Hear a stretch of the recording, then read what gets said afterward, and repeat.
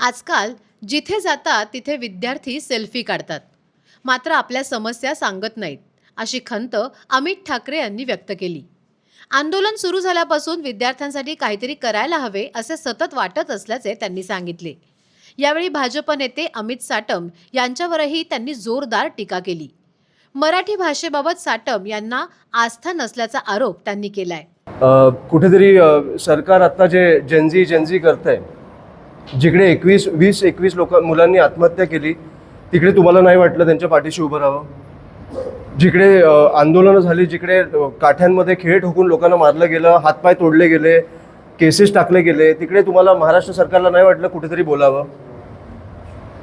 त्याच्यामुळे आणि आज सत्तेत नाही आहे, पण सत्तेत असतो तरी आम्ही त्याच्या विरोधात बोललो असतो की आम्ही ह्या मुलांच्या बाजूने उभे आहोत. खूप चुकीचं झालं जे झालं ते, आणि ह्या मुलांनी केंद्रातनं राजीनामा आणला. त्याच्यामुळे त्या मुलांनी आम्हाला लढायला शिकवलं. आज अमित साटमनी नाही विचार करावा, आणि मला वाटतं अमित साटमनी हिंदीत भाषण केलं म्हणजे ह्यांना मराठी लोकांची किती पडली हे आपल्याला कळतं.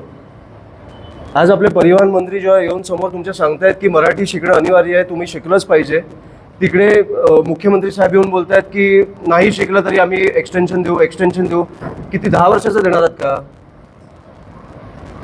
तुम्हाला आपल्या भाषेची पडली नाही, तुम्ही कुठेही गेला, गुजरातला जा, पंजाबला जा, दक्षिणेत जा, कुठेही जा, त्यांची भाषा त्यांना कशी जपायची हे कळतं. तिकडे बोलून दाखवावं की हिंदीत चालणार, आम्ही शिकणारच नाही.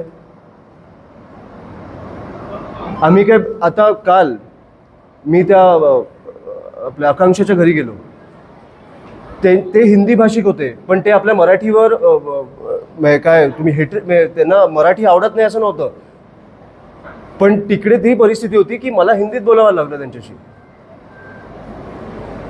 की मुलगी गेली आहे समोर तुमच्या, इकडे आम्ही भाषा नाही आणणार, पण तुम्ही आमच्या भाषेवर आलात तर आम्ही अंगावर येणार, हे तुम्हाला कळलं पाहिजे.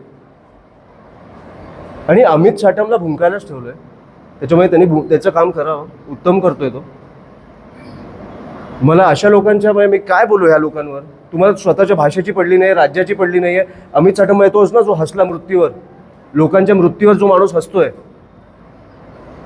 तो माझा मुलगा कुठच्या शाळेत जाणार हे ठरवणार.